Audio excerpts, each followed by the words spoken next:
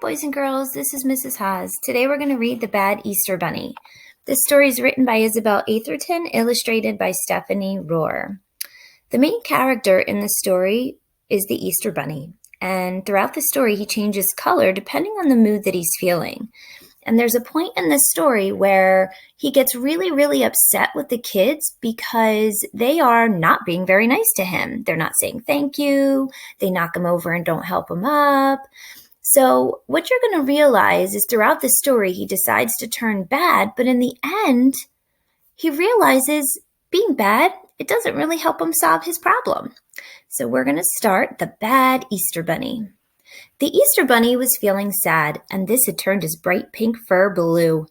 Easter was not fun for him anymore.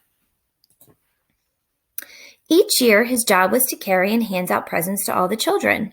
He struggled to hold on to the gifts and stumbled under their weight. Wow, look how hard that is. That's a lot of presents.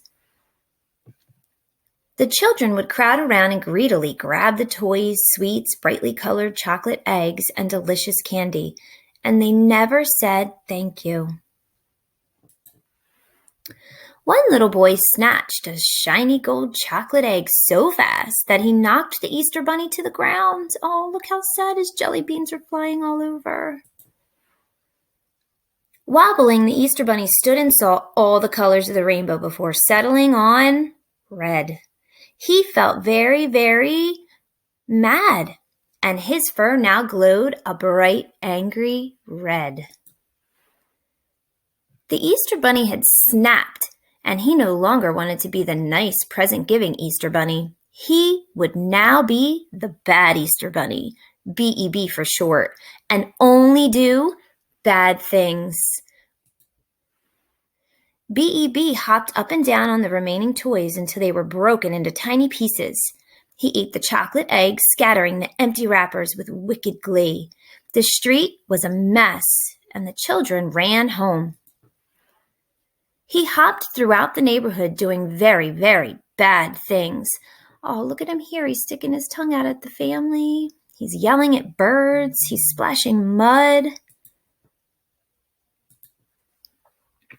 Suddenly, feeling dizzy, B.E.B. sat down on the sidewalk. His fur turned a sickly green color and his ears drooped.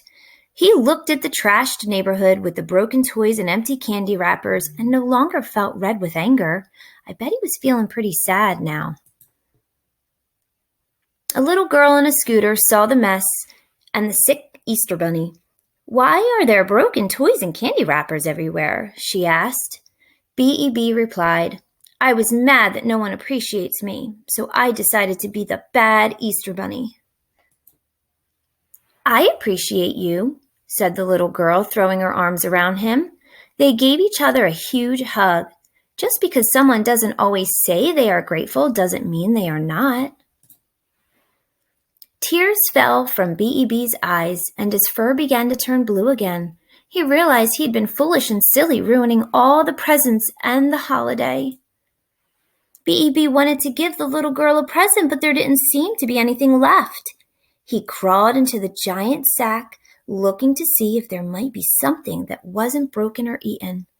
As the Easter Bunny swung his flashlight, he spotted a bright red, shiny wrapper glinting in the darkness. It was an unopened piece of candy. "This is for you," said B.E.B., who no longer wanted to be a bad bunny. The little girl was delighted and said the words the Easter Bunny had been longing to hear. "Thank you." On hearing those magic words, the Easter Bunny began to change color. He went from pale blue to bright pink. The little girl broke the piece of candy in half for them to share. At that moment, the Easter Bunny realized that being bad will not solve your problems, and that thank you are the nicest words in the world.